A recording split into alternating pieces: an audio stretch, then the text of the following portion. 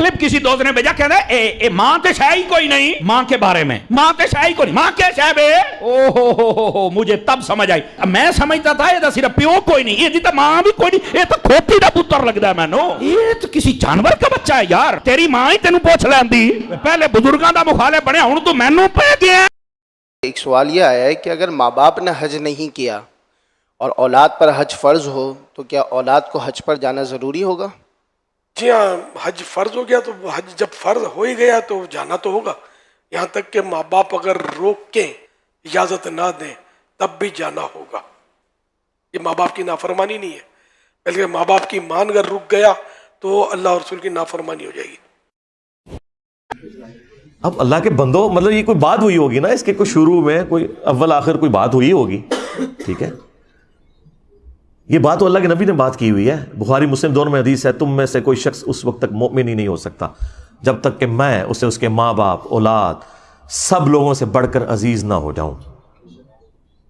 اسی کو میں نے ٹرانسلیٹ کیا کہ جہاں کہیں اللہ اور اس کے رسول کی بات آ جائے وہاں ماں باپ تو شاہی کوئی نہیں۔ آپ مجھے بتائیں، یہ تو حدیث ہے بخاری مسلم کی، اس کو ظاہر ہے میں نے اپنے انداز میں بیان کیا ہے نا۔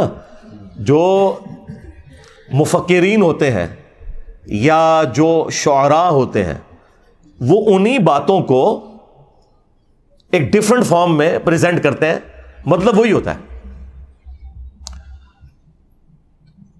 صحیح مسلم میں حدیث ہے کہ بے شک اللہ تعالیٰ اس کتاب کی وجہ سے بعض لوگوں کو عروج دیتا ہے اور بعض کو پستی کا شکار کرتا ہے، اور یہ چونکہ مضارع کا صیغہ مستقبل کو بھی کفایت کرتا ہے کہ اللہ قرآن کی وجہ سے کچھ لوگوں کو عروج دے گا، کچھ کو زوال دے گا۔ لیکن ڈاکٹر اقبال نے اسی حدیث کو ٹرانسلیٹ کیا ہے ماضی کے صیغے میں، وہ زمانے میں معزز تھے مسلمان ہو کر اور تم خوار ہوئے تارک قرآن ہو کر۔ یہ جواب شکوہ کا شعر۔ حدیث میں تو یہ نہیں تھا، حدیث میں یہ تھا کہ اس کتاب کی وجہ سے قوموں کو عروج ملے گا اور بعض کو زوال ملے گا، مستقبل کی خبر تھی۔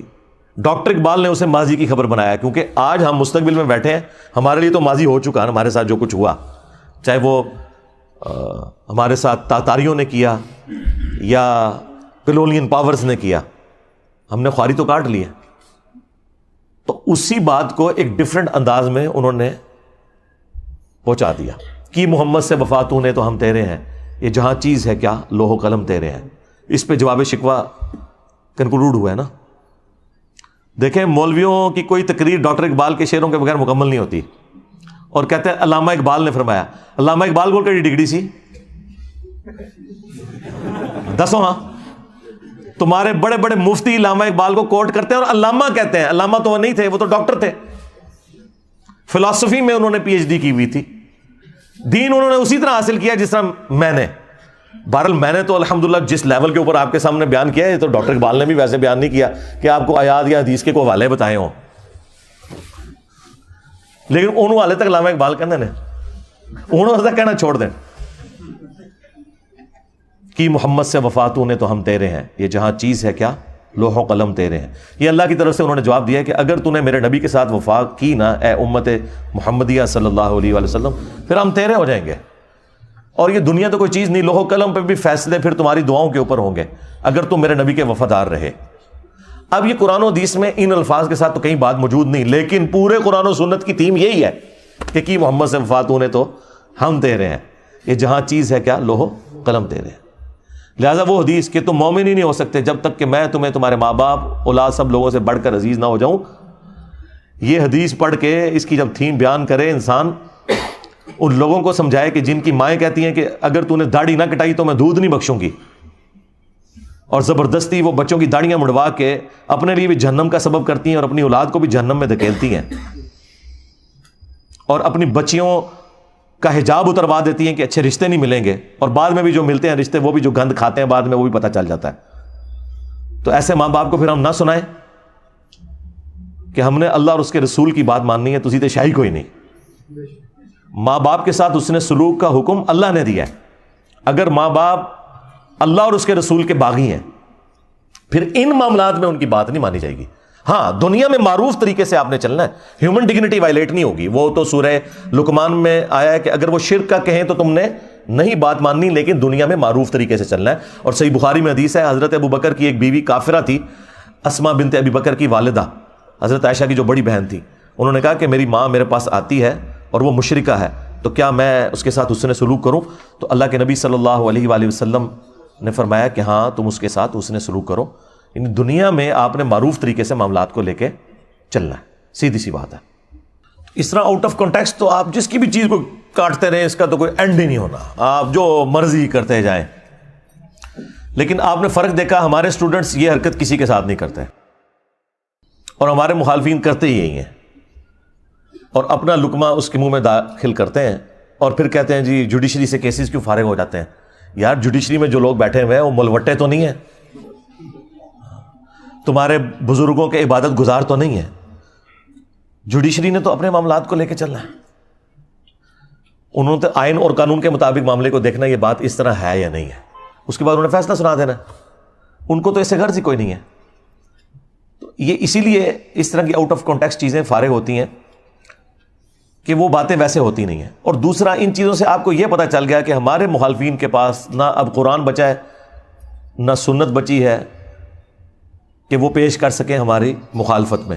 پہلے بھی خیر کوئی نہیں تھے پیش کرتے, ابھی بھی کوئی تھوڑا بہت کوئی پڑھن پہ گئے تھے. وہ وجہ صرف یہ ہے کہ میں نے قرآن و سنت بیان کرنا شروع کیا, تو اب یہ جمعے کے خطبوں میں تیاری کرتے ہیں اور کوئی نہ کوئی قرآن کی آیت یا حدیث بیان کر کے کوشش کرتے ہیں کہ پبلک کو بتائیں, ریفرنسز دیں نہ دیں ان کی اپنی مرضی.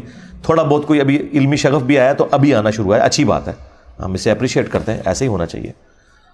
تو اس لیے میں جب کسی ٹاپک کے اوپر بات کروں اور وہاں پہ تفصیلی جواب ریکوائرڈ ہو تو میں بتا دوں گا آپ کو کہ بھی فلاں ویڈیو دیکھ لیں. ہر دفعہ تو میں ہر جواب کو ریپیٹ نہیں کر سکتا, اس کا تو پھر ہم تو یہاں کئی دن بیٹھے رہیں گے سوالات کے جوابات کے لیے. ورڈک دینا یہ میری ذمہ داری ہے, پرچی پڑھ کے آپ تک بات صحیح طریقے سے پہنچانا.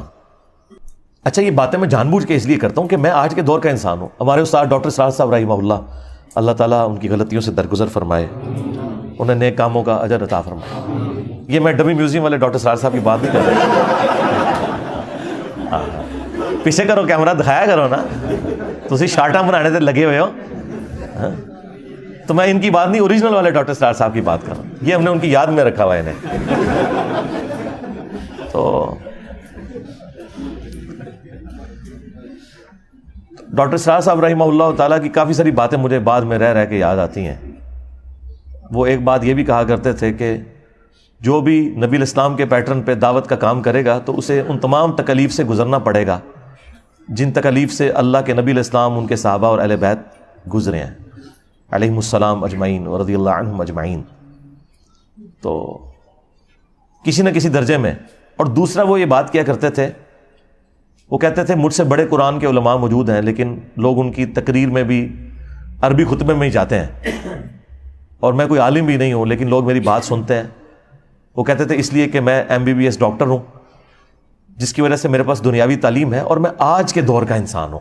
جب میں بات کرتا ہوں تو میری آڈینس کو پتہ چل جاتا ہے کہ یہ کوئی 700-800 سال پہلے کوئی ابن تیمیہ کا شاگرد کہیں سے کوئی لمبی عمر پا کے تو بات نہیں کر رہا, یا کوئی 150 سال پہلے کوئی اشرف تھانوی صاحب کے پاس کوئی بیٹھنے والا کوئی بابا نہیں تھا کہ وہ پرانی اردو میں اور پرانی مثالوں میں باتیں کر رہا ہے, بلکہ وہ فیل کرتے ہیں کہ یہ آج کے دور کا انسان ہے. تو اس میں نے ایک اور چیز ایڈ کر دی ہے کہ چونکہ میری طبیعت کے اندر مزاح ہے, تو میں کوشش کرتا ہوں کہ اس انداز میں بھی, مزاح کے انداز میں بھی کوئی بات کنوے ہو جائے کسی سلوگن کے ذریعے, کسی اور ذریعے سے, کہ آپ کے دماغ میں نقش ہو جائے.